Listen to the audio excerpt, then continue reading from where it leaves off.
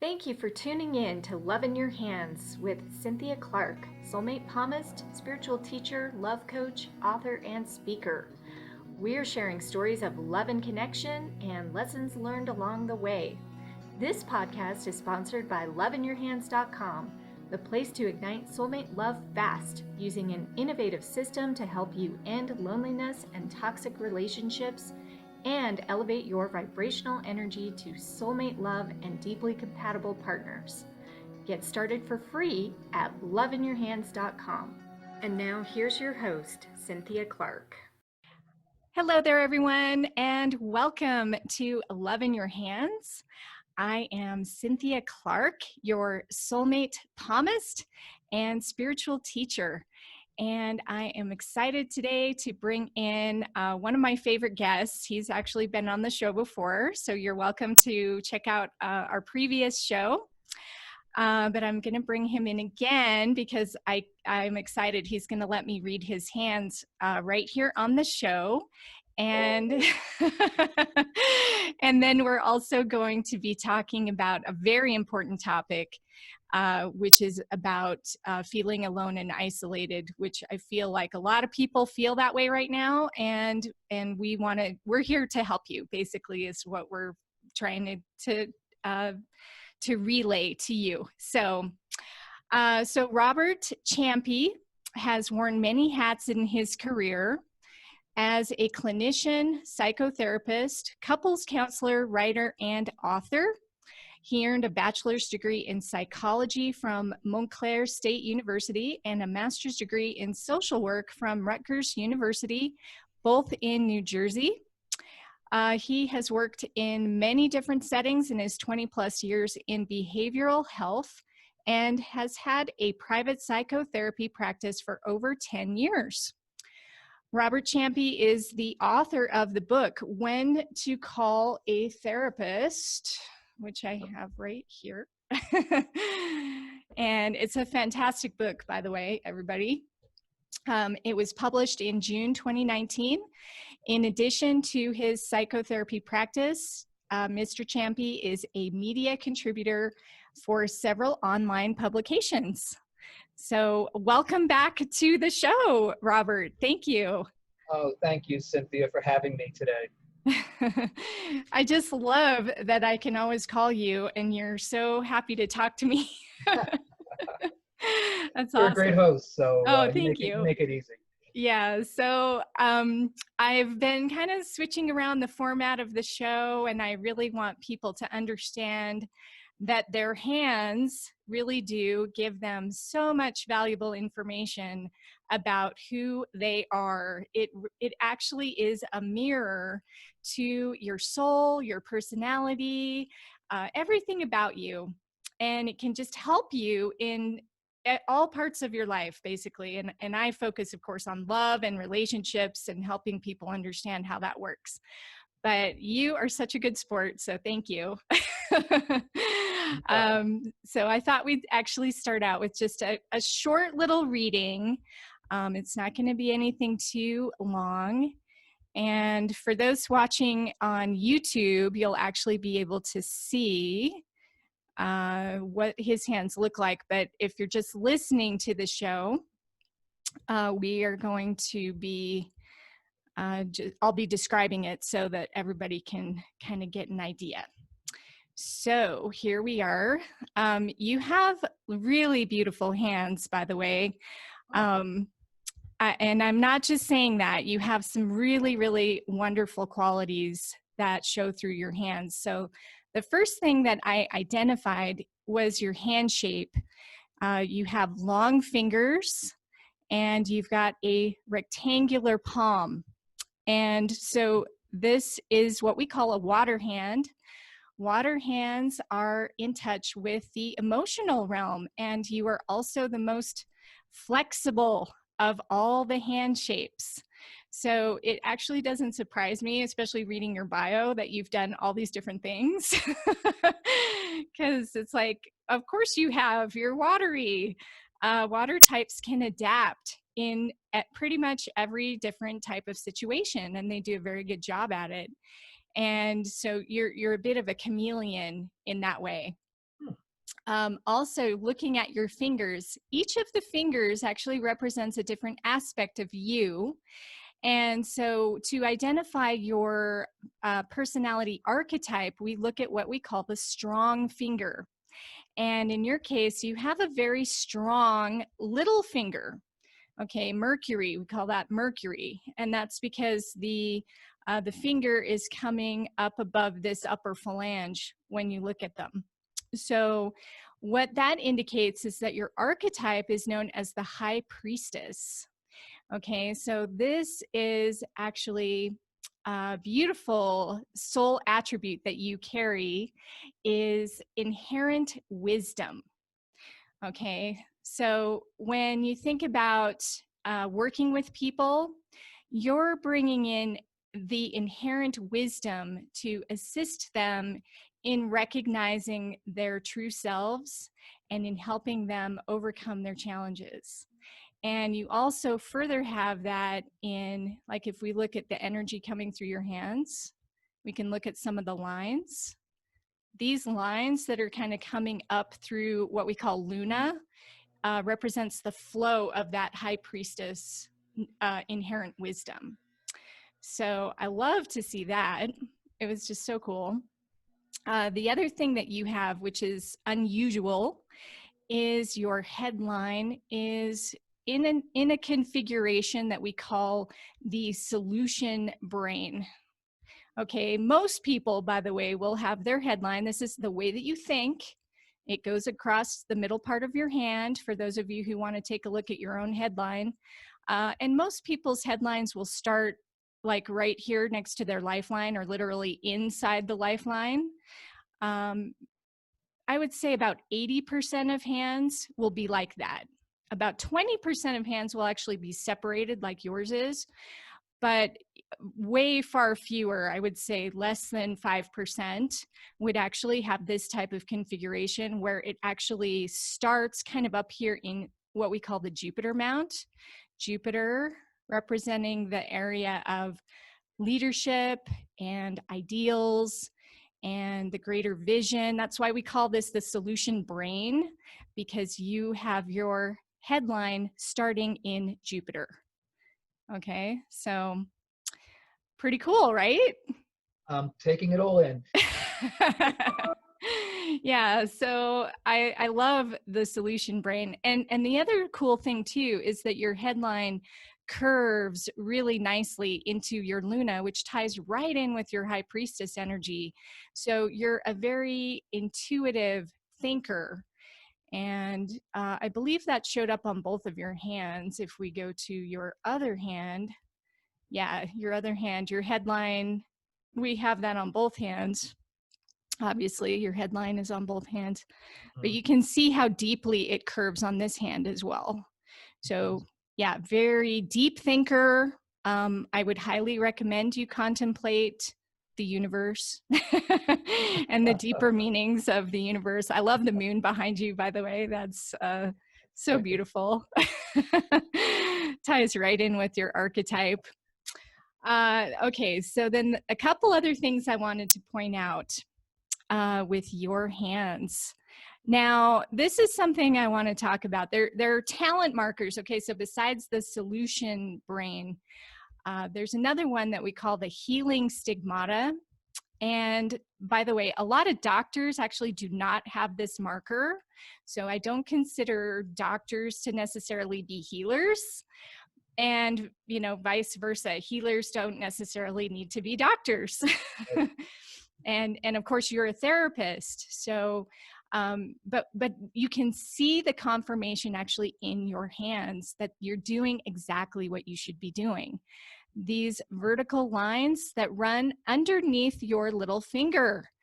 We call this the healing stigmata, and they kind of stick out. They stand up like little soldiers. They need to be like very well lined up, and they totally are on your hand. So you definitely have the mark of the healer, and I did see it on both of your hands, by the way. So that would represent potential as well as something that you've developed. Okay, so very cool. So far, Okay. so good. Yeah, I know, right? Like this is such beautiful energy, like I said.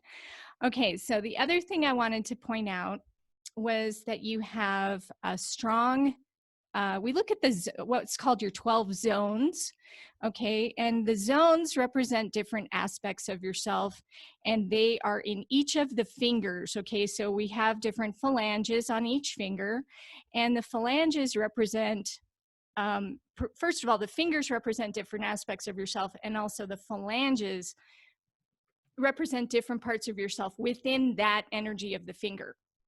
Okay, so to give you a really quick little lesson, the index finger is Jupiter, represents how you look at yourself.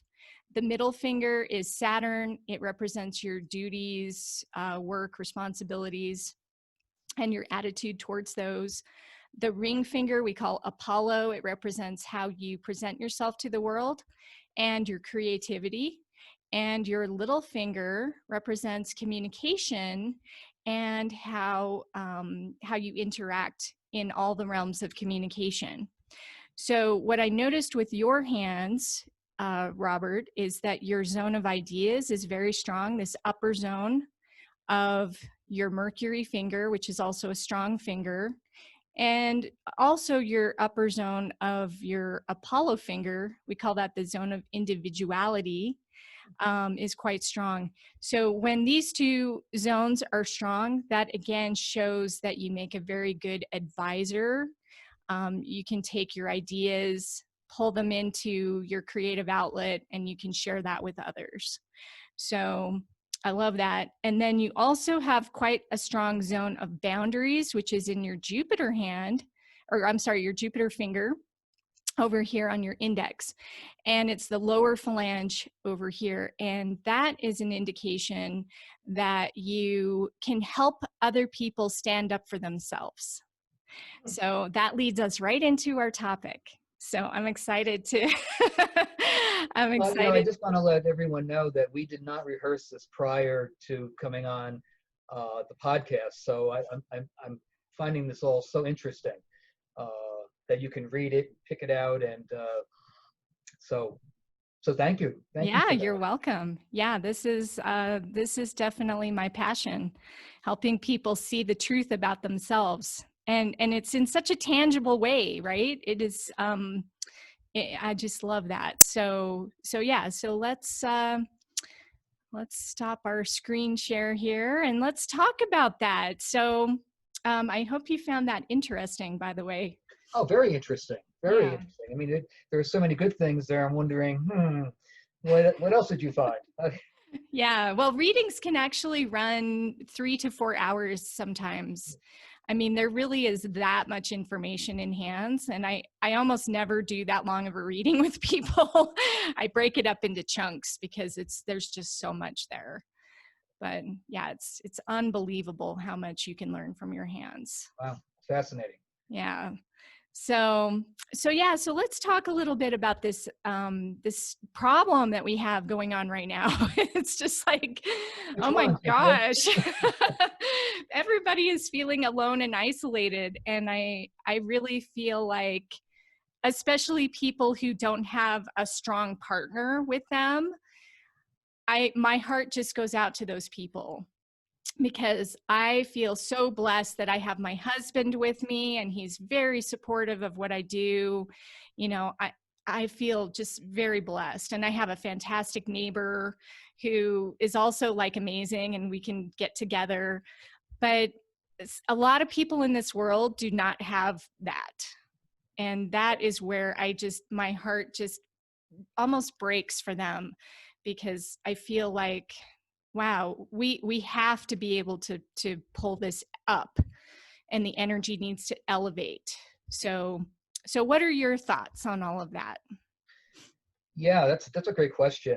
Um, I've noticed that folks who had mental health issues prior to COVID, their issues are just exacerbated by the COVID, meaning the isolation, not being able to see their loved ones in person, not being able to give someone a hug, and so anxiety is increased, depression, uh, And I've noticed that if couples had a good relationship prior to COVID, they're kind of like, they're okay. They're stable. They're working through it every single day. But those who had unresolved issues prior to COVID, uh, unfortunately, they're not doing too well right now. Yeah, I would definitely agree with that because everything is just getting magnified, wouldn't you Correct. say? Like literally everything. and and I listened to another show recently, and they talked about the year 2020, and 2020 has to do with vision. Hmm. And it's like, wow, I didn't even catch that. That's so interesting. But yeah, so everything is getting magnified, and we are forced to take a look at literally every aspect of our lives right now. Absolutely. I mean, we all know the problems. People have financial problems. Kids are being homeschooled, and that's totally different. And so, yes, COVID has affected our way of life. And a lot of people have talked about feeling a sense of not having control over their lives. And I was giving another talk, and I realized that we really do have control, much control over our lives that we don't even give credit to, such as what time do we go to bed at night. We can control that. What time do we get Yes. up in the morning? We can control that. What we have for our meals. Do we watch TV? Do we not watch TV? Can we call a friend or a relative? We could still do that.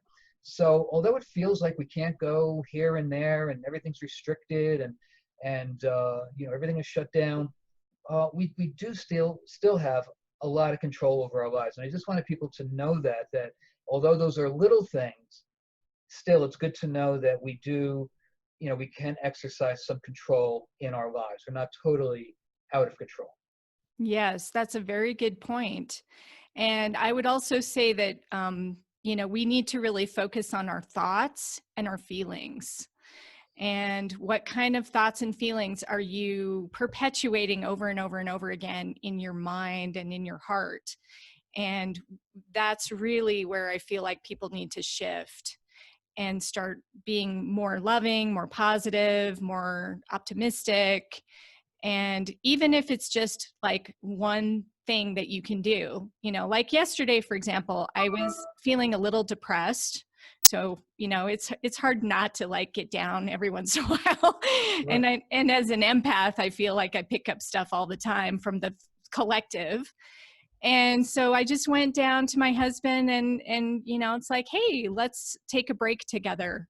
And that's what we did. And I immediately felt better. So, are there things that people can do when they're feeling those low energy thoughts or that stress? Like, how can they start to turn that? Sure. Sure. It's true. We're constantly thinking, we're constantly feeling. And can we kind of sit down and acknowledge those feelings and acknowledge the thoughts?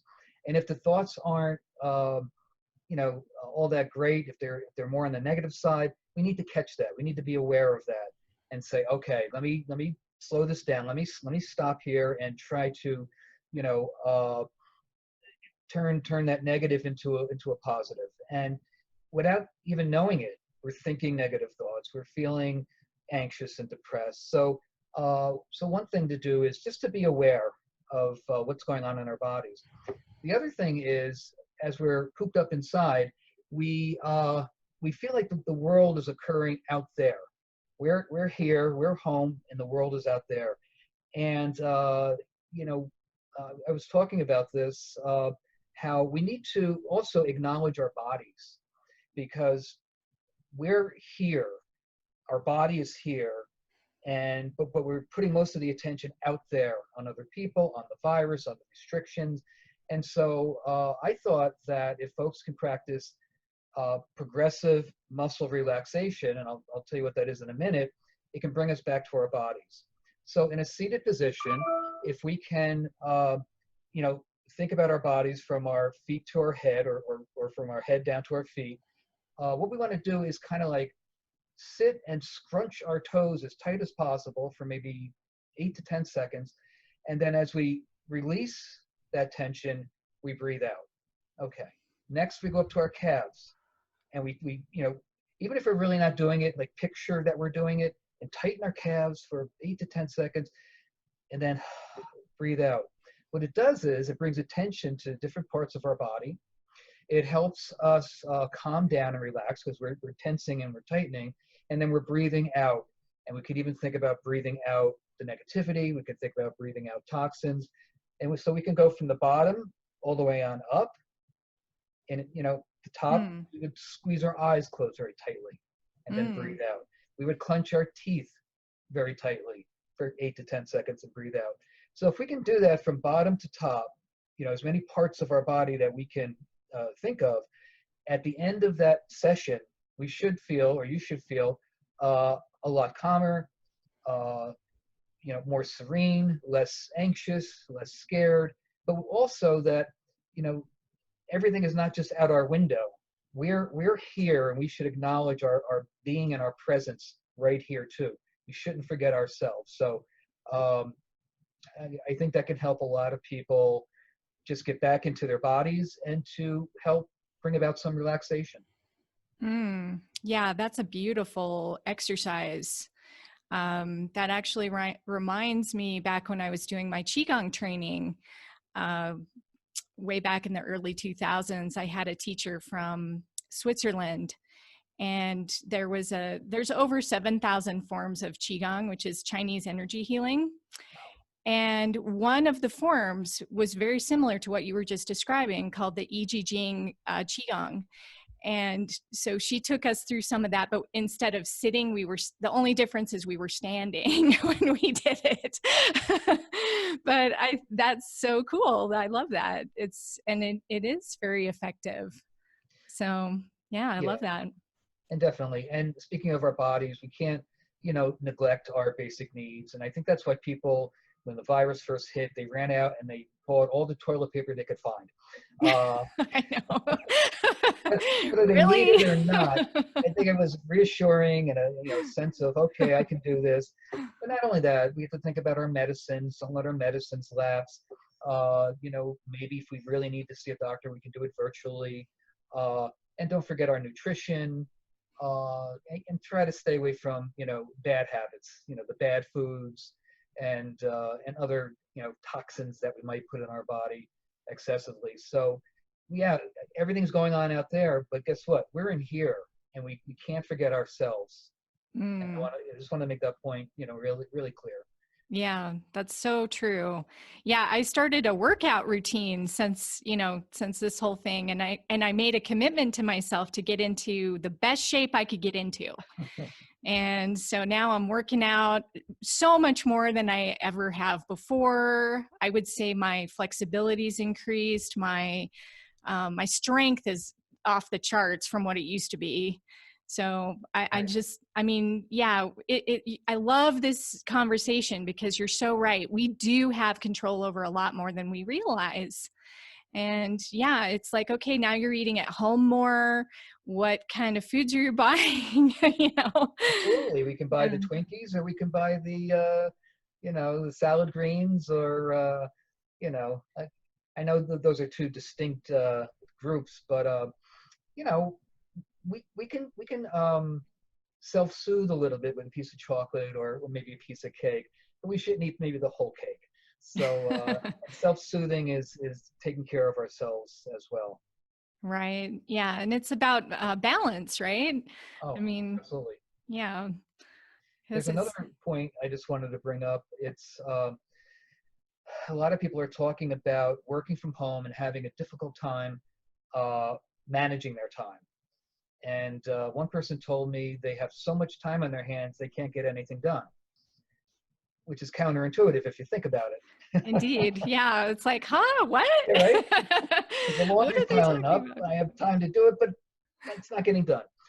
What I suggested for people to try to do, because for a lot of people working from home is brand new. They've never done it before. They've never done it in their whole lifetime. And so if I think if we can structure our day in such a way that we get up at a certain hour, or somewhere, close to a certain hour, and then we put together a plan for the morning.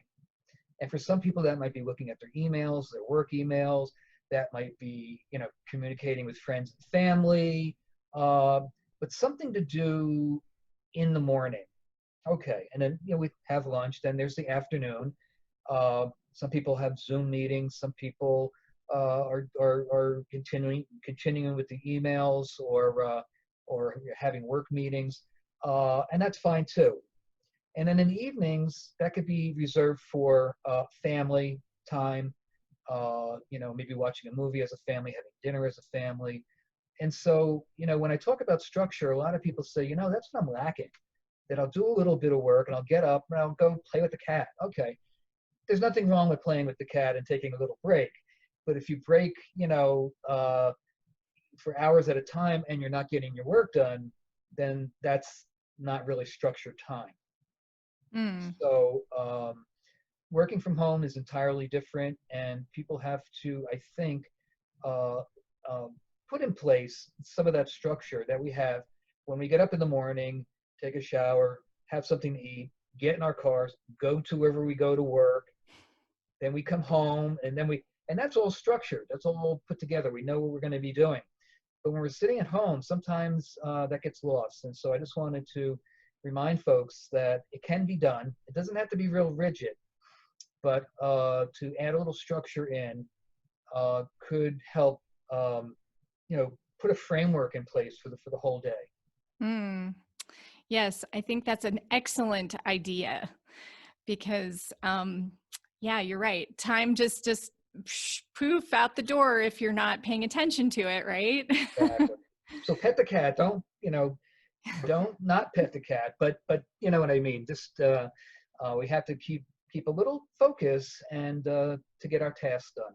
Yeah, that's perfect. So I actually have a comment on that too, because since I started, working exclusively from home, I now set my phone alarm at specific times to go off during the day. And you can actually program what it says. So instead of it just saying alarm, I actually have a little saying or something to remind me. So for example, I love like this exercise you just gave us. Why not set your clock for, say, 222, which is a nurturing number, by the way, and say, oh, good. Okay, it's 222. I'm going to do my inward exercise for 5 minutes or for, whatever it is, 10 minutes. And That's perfect. That's yeah. that's that's perfect. And most of us have iPhones that we can do that with, and or some other folks, they'll get off a call and they'll just walk out the door and go into the yard or go walk around the block, or just to get that break from staring at the screen for hours on end. So, but I like your suggestion to put a timer on it. Yeah, yeah. I have 3 alarms that go off every day at various times, and it just like reminds me of kind of some of the bigger things that I'm working on and need to focus on. And yeah, and I change them up every once in a while depending upon, what's going on. But Right. yeah, you can play with it and have fun. And I'm calling my mother more often now too. I'm making sure, because she is alone. My dad just died last year, so Sorry. um yeah, so she's all by herself now, and so I make sure that I call her at least once a week, and usually now I'm calling her more like twice a week. Yes. So we need to think about those people out there who we know and we love, and it's like, what, they would probably really appreciate a phone call. Yeah. And you just said a word a minute ago. You said fun. Are we factoring in some kind of fun? Are we factoring in a funny movie? Are we setting up, virtual dinners with friends? Some people have been doing virtual happy hours. Not quite sure how that's working out, but I mean, to, to be with other people, to share a couple laughs, that's important because everything is so serious out there, and our health, and we watch the news. Uh, And so we need to have a little fun, in one way or another. And I just reminded myself of something when I said the news. I know some people have their CNN on all day long, and they're Oh, constantly watching and horrible. who said this and who did that. And I would strongly advise not to do that, because it's certainly going to be overload. It's going to be too much, Yes. and it's going to increase our anxiety, or sadden us, or make us sad. Staying up with the news and what's going on in your community or state is certainly important, but not that constant flow. And I know I couldn't do it, and I don't do it. Just No. it's off, and I do other things. But Yeah, me too. for people who maybe are a little lonely, and that brings some a little comfort, I think we need to be careful not to get bombarded with too much of that stuff out there Yes. too often. Yes, I totally agree with that. And I would also recommend for people that they look at other channels besides just the mainstream media news, because you really need to hear different voices and different ideas. I mean, that's why we do podcasting, right? It's like, hello, listen to some podcasts. Exactly. But there's always different perspectives, and that it goes back to the hands. It's like every single person has their own unique way of looking at the world, and it's right there in your hands.